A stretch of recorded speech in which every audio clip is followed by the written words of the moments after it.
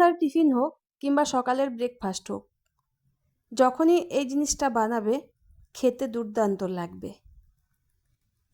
Thumbnail দেখে আর প্রথমের মূল অংশটা দেখে অবশ্যই তোমরা বুঝে গেছো যে এটা কী জিনিস। তবুও আমি বলে দিচ্ছি, বাহারি সুজি। রেসিপিটার নাম হচ্ছে বাহারি সুজি। বাহারি সুজি বানানোর জন্য আমি কী কী উপকরণ নিয়েছি দেখো। 1 বাটি সুজি নিয়েছি, এখানে কুচি করে কেটে নিয়েছি গাজর, ক্যাপসিকাম, 2টো কাঁচা লঙ্কা, কিছু বাদাম কাঁচা, আর নিয়েছি একটা টমেটো। তোমাদের বাড়িতে যদি আরও অন্য কিছু সবজি থাকে নিতে পারো, বিনস নিতে পারো, ফুলকপি নিতে পারো, তারপরে বরবটি নিতে পারো। আমার কাছে এসব ছিল না বলে আমি এগুলো দিয়ে আজকে বাহারি সুজিটা করছি। বাহারি সুজিটা করার জন্য প্রথমে একটা কড়াই বসিয়ে দিয়েছি। কড়াইয়ে কিন্তু আমি সুজিটা ভেজে নিলাম। খুব বেশি লালচে করে ভাজবো না, কাঁচাটা যাতে না থাকে, সুজির কাঁচা ভাবটা যাতে কেটে যায় সেরকমভাবেই কিন্তু সুজিটা ভেজে নিলাম।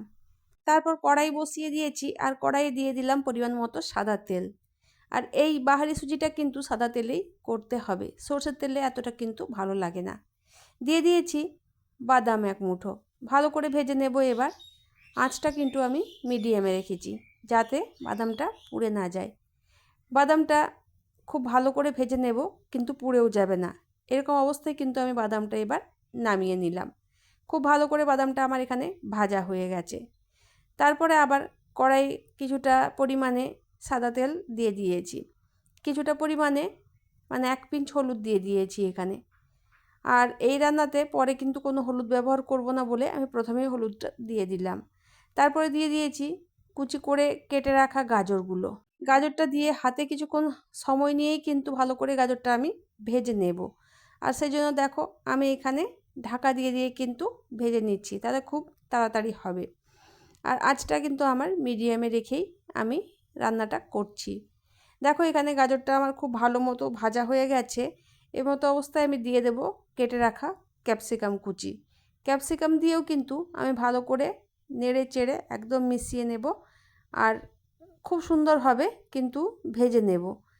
তো রান্নাটা খুব ধীরে সুস্থে করতে হবে, খুব তাড়াহুড়ো করলে চলবে না।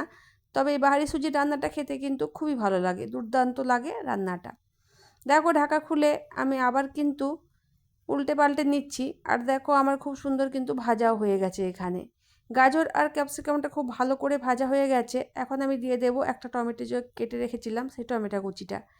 টমেটোটা দিয়ে এখানে কিন্তু একটুখানি নেড়ে নিয়েছিলাম। আর তারপরে আমি এখানে মিশিয়ে দেব কিন্তু পরিমাণ মতো লবণ। লবণটা দিয়ে দিলে সব সবজিগুলো কিন্তু খুব ভালো করে ভাজা যাবে। দেখো লবণটা দিয়ে আমি নেড়ে চেড়ে কিন্তু এখানে ভেজে নিচ্ছি। আর তারপরে এখানে একটুখানি আমি ঢাকা দিয়ে দেব, তাহলে কিন্তু সবজিগুলো খুব ভালো করে আমার ভাজা হয়ে যাবে। 5 মিনিট পর ঢাকা খুলে দেখছি যে আমার খুব ভালো করে ভাজা হয়ে গেছে। এখন দিয়ে দেব আমি ভেজে রাখা বাদামগুলো।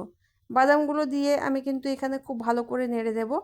আর তারপরে এখানে দেখো দিয়ে দেব পরিমাণ মতো চিনি। আর এখানে চিনিটা কিন্তু আমি একটু পরিমাণে বেশি দিচ্ছি, কারণ এই রান্নাতে মিষ্টির ভাগটা একটুখানি বেশি থাকবে।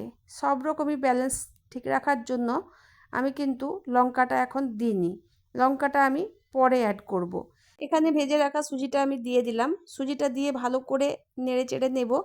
আর আমি যে সুজিটা এখানে ভাজা দিয়েছি, যে বাটিটাতে আমি সুজিটা মাপ করে নিয়েছিলাম সেই বাটিটার 2 বাটি জল কিন্তু আমি এখানে অ্যাড করব, তবে কিন্তু একবারে অ্যাড করব না।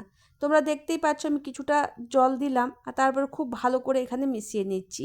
এই সময়টা কিন্তু একটু ধৈর্য ধরে রান্নাটা করতে হবে, কারণ সুজি জল পেলে একটুখানি ফুলে ওঠে, ভালোই ফুলে ওঠে। সেজন্য একটুখানি দেখো চারিদিকে লেগে যাচ্ছে, তো সেই জন্য আমি একটু একটু করে জল মিশিয়ে নেব। আর ভালো করে এখানে আমি কিন্তু মিশিয়ে নেব সুজিটা। এখন কিন্তু আমার কড়াইটা দেখবে অনেকটা পরিমাণে হয়ে গেছে সুজিটা। আর মানে নাড়াচাড়া করতেও খুব অসুবিধে হচ্ছে। সেই জন্য দেখো আমি কিন্তু খুব ধীরে সুস্থেই রান্নাটা করছি। 1 বাটি জল তো আমার দেওয়া হয়ে গেছে, তারপরে আমি আর 1 বাটি জল নিয়ে নিলাম। আর এখানে আমি দেখো কড়াইটা ধরার জন্য সাঁড়াশি ব্যবহার করলাম, কারণ সুজিটা যত জল দিচ্ছি তত কিন্তু ফুলে উঠছে। আর নাড়াচাড়া করতে প্রচণ্ড অসুবিধে হচ্ছে। সেই জন্য আমি সাঁড়াশির সাহায্য নিয়ে কড়াইটাকে ধরে রাখলাম আর তারপরে ভালো করে মিশিয়ে নিচ্ছি। এবার দিয়ে দেব আমি কেটে রাখা কাঁচা লঙ্কা, দুটো অ্যাড করেছি আমরা, তোমরা যেমন ঝাল খাবে সেরকমভাবে কিন্তু অ্যাড করতে পারো এখানে কাঁচা লঙ্কা।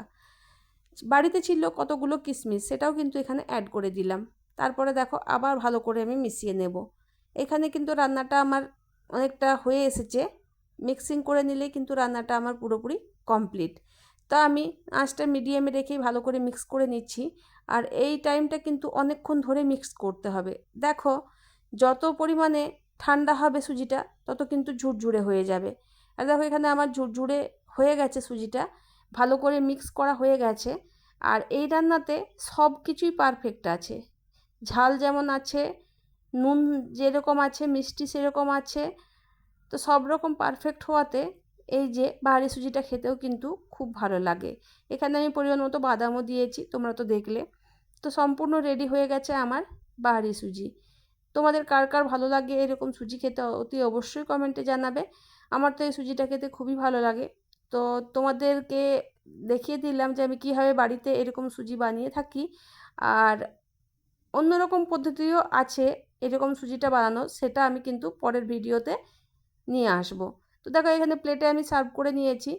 তো এখানে দেখতে কি সুন্দর লাগছে দেখো, সবুজ লাল হলুদ চারিদিকে মিশ্রণ আছে আর দেখতেও খুব সুন্দর লাগছে।